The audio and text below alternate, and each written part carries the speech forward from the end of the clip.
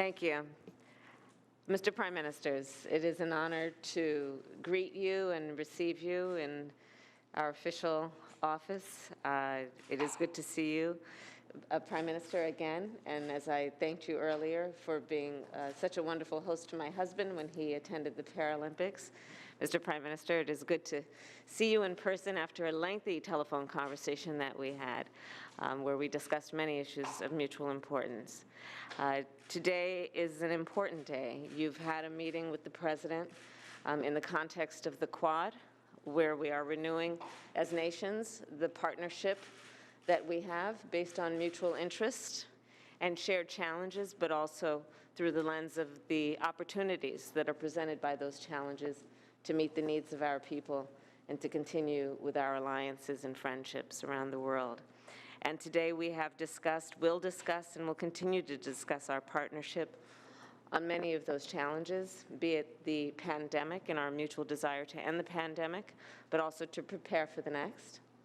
Our mutual concern and commitment to addressing the climate crisis, understanding that it is not only a public health issue, it is also an economic issue for our nations and for the globe.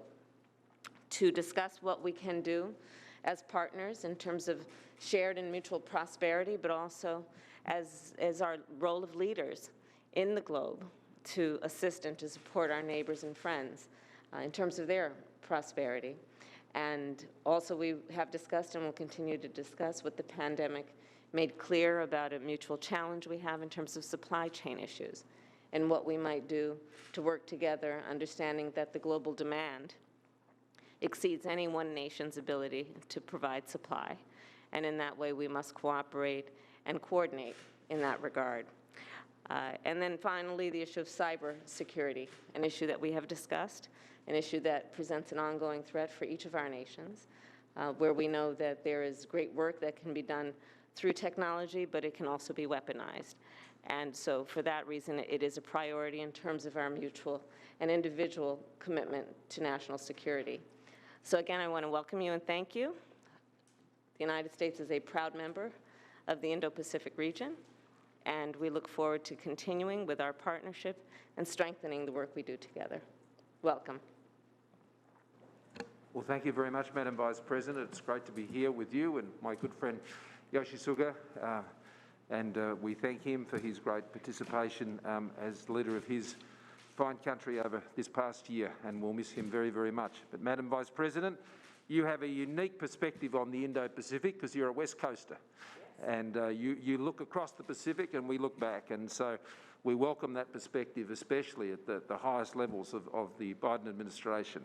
And as we discussed on that day, particularly on COVID, looking forward to discussing how the pandemic becomes, over time, particularly as vaccines roll through our countries, it increasingly becomes a pandemic of the disadvantaged, and how our countries are addressing those issues together, be those in areas of low socioeconomic opportunity, in particular multicultural communities. Australia is one of the, if not the most multicultural country on earth, and we'll face those challenges. But whether it is the cybersecurity issues, the defence and security issues, of course, with the AUKUS partnership that we only announced last week and was so warmly received by my good friend Yoshi. It's good to be here today in Washington, bringing to a close a week of reaffirming all of our strong alliances, and particularly the 70th year of our ANZUS alliance as well. Thank you.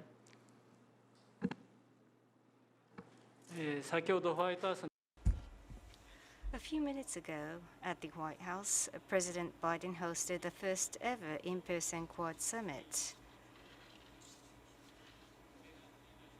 I extend my deepest respect to the United States for its leadership. Today's summit was extremely useful in reaffirming our commitment to our common vision for a free and open Indo-Pacific, and in adding momentum to our cooperation of the Quad.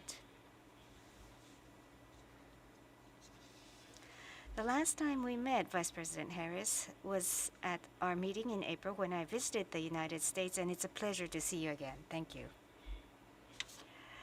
I recall our discussion back in April covering extensive grounds, including challenges faced by our two countries. We also touched upon the friendship between our hometowns, Oakland and Yokohama, that has been nurtured over more than 40 years.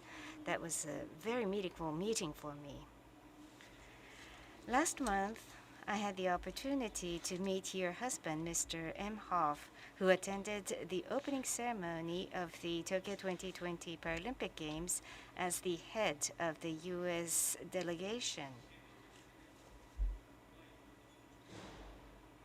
Again, I thank the United States for its consistent support for the Olympic and Paralympic Games.